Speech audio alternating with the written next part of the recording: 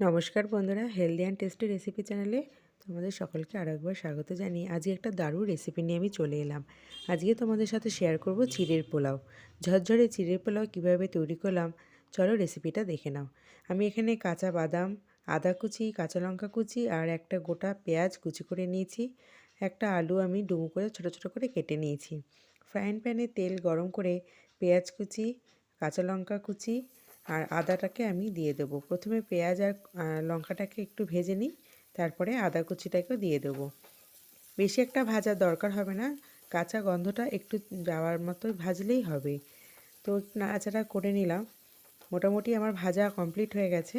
এর মধ্যে এখন কেটে রাখা আলুটা দেব। তার আগে বাদামটাকেও একটু ভেজে নেব।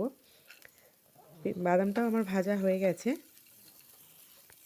একটু ভালো মতো নাড়াচাড়া করে নিলেই হবে। গ্যাসের ফ্লেমটাকে মিডিয়ামে রেখে, বেশি একটা ভাজলে আবার অনেক সময় পেঁয়াজগুলো কালো হয়ে যায়, সেটা আবার দেখতে ভালো লাগে না। তো এরকম পর্যায়ে চলে আসলেই আমি এর মধ্যে কেটে রাখা আলুটা দিয়ে দেবো। আলুটা দেওয়ার পর আরও একটু নাড়াচাড়া করে নেব। আমি চিড়ে জলে ধুয়ে নিয়েছি। এখানে আমি চিড়ে নিয়েছি প্রায় 150 গ্রাম মতো। মোটা দানা চিড়ে মার্কেটে পাওয়া যায়। দুরকম চিড়ে আছে, পাতলা এবং মোটা। আমি মোটা দানা চিড়েটাই ব্যবহার করেছি। চিড়েটা জলে আমি ধুয়ে নিয়েছি। এখানে আমি স্বাদ মতো লবণ আর পরিমাণ মতো হলুদ দিয়ে দিলাম। এখন একটু নাড়াচাড়া করে নেব গ্যাসের ফ্লেমটাকে লোতে রেখে। চিড়েটাকে আমি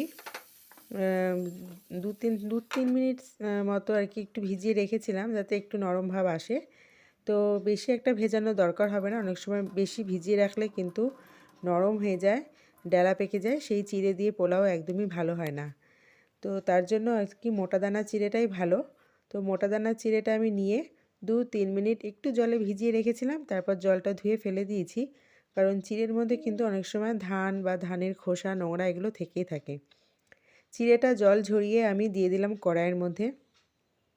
চিড়েটা দেওয়ার পর একটু নাড়াচাড়া করে নেব। এরকম কালার চলে আসবে কিছুক্ষণ নাড়াচাড়া করতে করতে।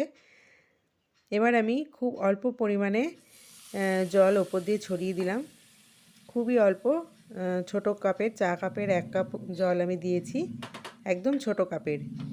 দেওয়ার পর এখন চিনি ছড়িয়ে দিলাম। মাঝের মধ্যে 2-3 মিনিট আমি একটু ঢাকা দিয়ে রেখেছিলাম, যাতে আলুগুলো সিদ্ধ হয়ে যায়।